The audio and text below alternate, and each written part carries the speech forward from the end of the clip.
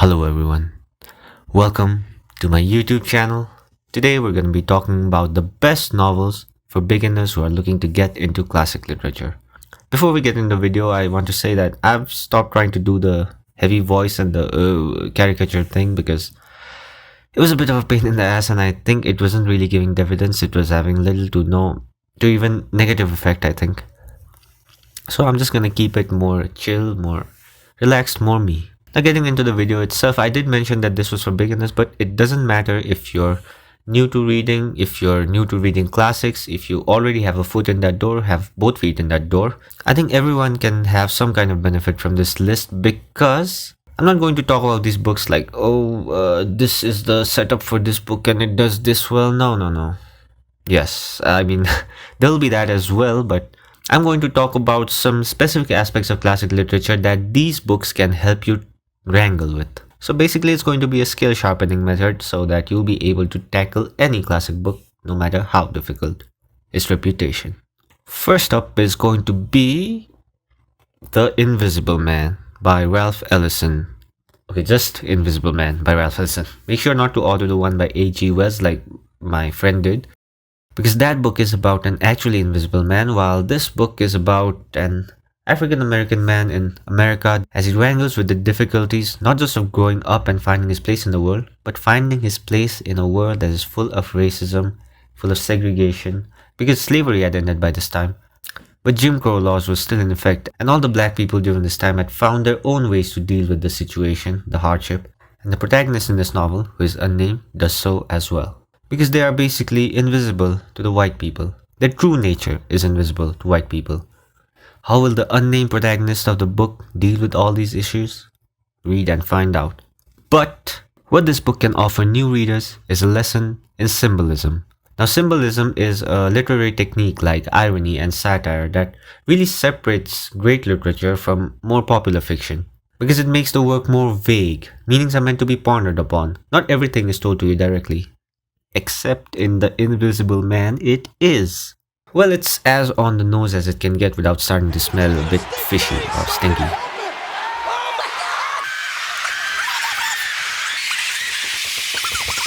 Ralph Ellison is not going to tell you outright that this thing is a metaphor for this idea, but all his symbols for the main themes of invisibility, ignorance, discovery, history, rebirth, they're all very blunt. Now, for some people, bluntness might be a bad thing, but I think it suits the style of this book well because it is actually a very visceral story. It is very painful to read, but because of that, I think the on-the-nose style of writing is very apt for this book. And if you read this great novel carefully, then you can take that ability to engage with symbolism and apply it to every other classic novel you read. Another plus is that this book has many moments where the writing style gets very modernist, so basically long paragraphs with little to no punctuation, endless sentences, that kind of thing. Writing meant to imitate thought and feeling rather than typical narration. So this can be a nice introduction for you to modernist style of writing before you get into heavier works like Ulysses or Infinite Jest or even Heart of Darkness, which is a tad bit lighter. Now, the second book in this list is going to be Things Fall Apart by Chinua Achebe. Is it a classic? It was in our master syllabus, but a case could be made that enough time hasn't passed to know if it will really stand the test of time, and basically that's what classic means. Basically books that have been remembered through the ages. Time cannot erode their importance. Well, I really love Things Fall Apart and I want it to be a classic. So if it's not a classic, then I would be wrong. And if I'm wrong, I'm not right. So it has to be a classic. So in summary, I'm right. If you disagree, you're wrong. Mods. Crush his skull. Thank you. Now I don't have the book with me on hand. It's with a friend.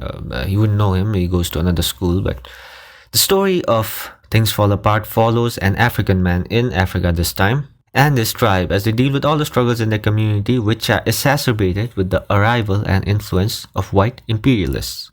Now there's one important experience that I want you to experience while reading Things Fall Apart. In literature, there's the age-old, actually quite young question of authorial intent. In their essay, The Death of the Author, William K. Wimsatt and Monroe C. Beardsley popularized the concept of the author's intent being unnecessary to understand a novel or a literary work in general. Now, Things Fall Apart has a lot of context surrounding it that is definitely going to influence your reading of it. So what I want you to do with this text is read Things Fall Apart first, then you read An Image of Africa, a speech by its author, then you read Heart of Darkness by Joseph Conrad. Oh, that's a lot of work, blah blah. It's okay. You don't have to do it. Do it. Things Fall Apart is a really short book. Heart of Darkness is a very short book. And the speech is just a speech, so you'll be done with it in no time and it will be 100% worth it. Now, I'm not even going to give you a gist of what Heart of Darkness and An Image of Africa is about because I don't want to influence your reading at all. After you have read Things Fall Apart in isolation and then with the context, you'll have your own opinion on whether intentional fallacy is true, worthwhile, or not for both of them, or true for both of them. Personally, I would change Wimsatt and Beardsley's objective. They say that authorial intent is not necessary for understanding a novel, but I think appreciation is what facilitates understanding. So I would say, if the author's intent and any external context surrounding a novel helps you appreciate the novel more, then go for it. If you start to discover things about the author that dissuades you from pursuing the novel, then just try to push them aside, stop researching immediately, and read the text by itself. Unless, of course, the author is still alive and can profit from your money. But, of course, like Oscar Wilde said, everything in moderation. Oh, no. Quotes are supposed to be molded to fit your own agenda. That's a bonus tip for you. Third book is going to be War and Peace by Leo Tolstoy. And I know what you're thinking, god damn, that's a thick boy. But that fear of thickness is exactly what War and Peace is going to fix. Because classic literature has a lot of thick books like this, and often newer readers are dissuaded from getting into these books because it just seems like a big chore, which I can totally sympathize with. I used to be like that as well. But just start reading War and Peace and you'll see that there's nothing to be intimidated by at all. Now, we've heard this tip before. I know that you know that to deal with any big task, you need to break it down into smaller chunks like small chipmunks.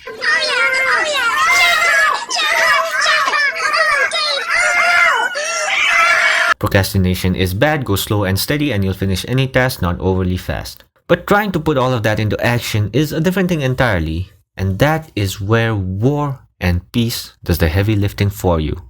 Because the chapters are really small, sometimes just 1 or 2 pages. So even if you complete 1 chapter a day, you'll be left feeling that you've achieved something for the day. You've hit your goals.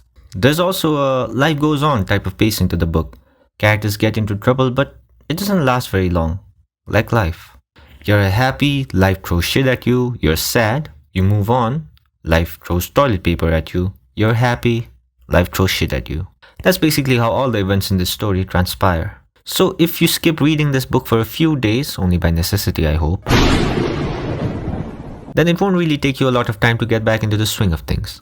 The story itself follows the intertwining life of many aristocratic Russian families as the whole country gets embroiled into a war with Napoleon.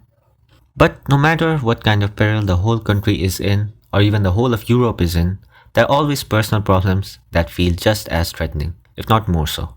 War and Peace is a great saga, which, like I said, captures the reality of human life very truthfully. Good and bad things keep happening, but life goes on, till at last the huge book is over, but you'll be left craving for more.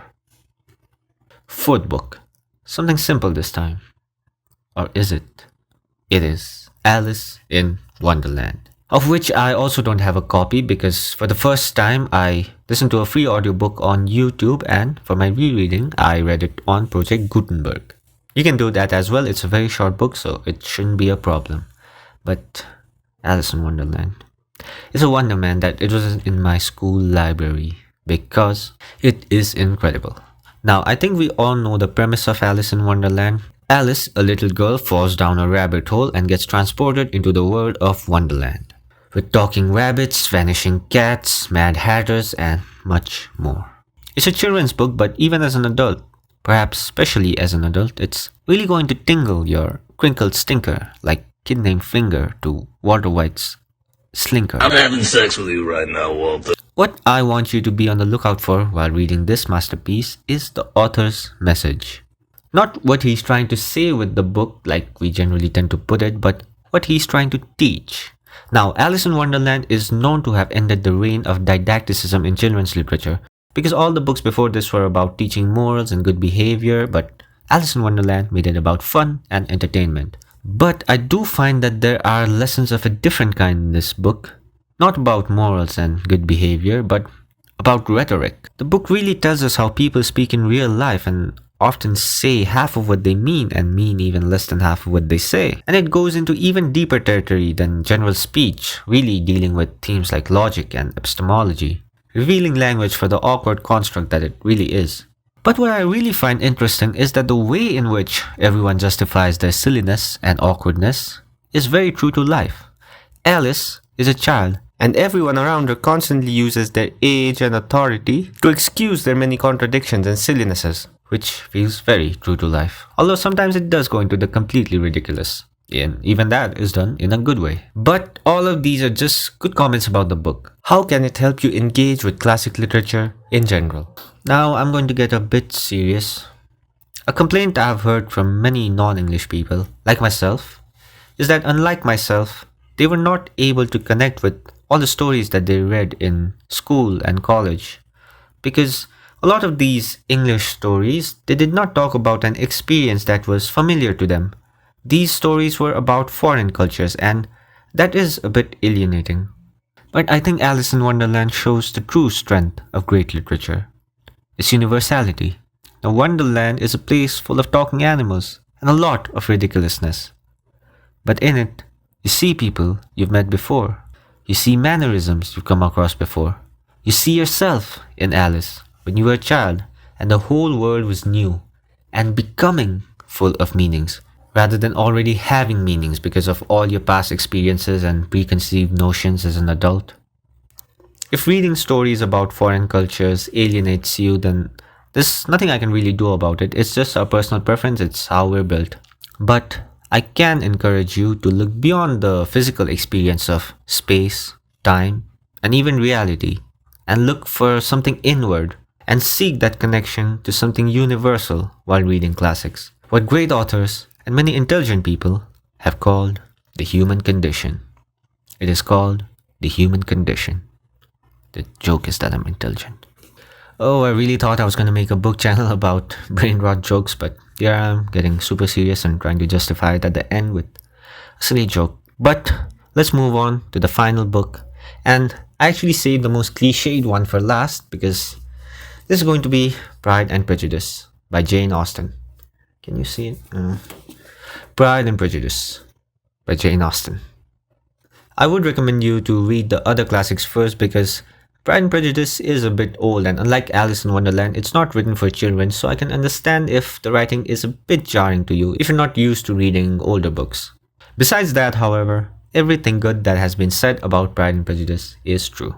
Everything bad that has been said is subjective opinion. It's a thrilling story about the lives of the Bennets, a sort of lower aristocratic family during the early 19th century in Great Britain. Now, the family consists of a husband and wife and 5 daughters. This will not do. Because at that time, the father could only have a male heir. So the estate of the Bennet family is going to go to the closest male relation after Mr. Bennet's death. It is in this pull between economic stability and love that the lead character, Elizabeth Bennet, finds herself in. And her match, the rich but seemingly pompous Mr. Darcy. It is the quintessential enemies to lovers romance story, and even if you don't get all the nuances, you'll still have a blast.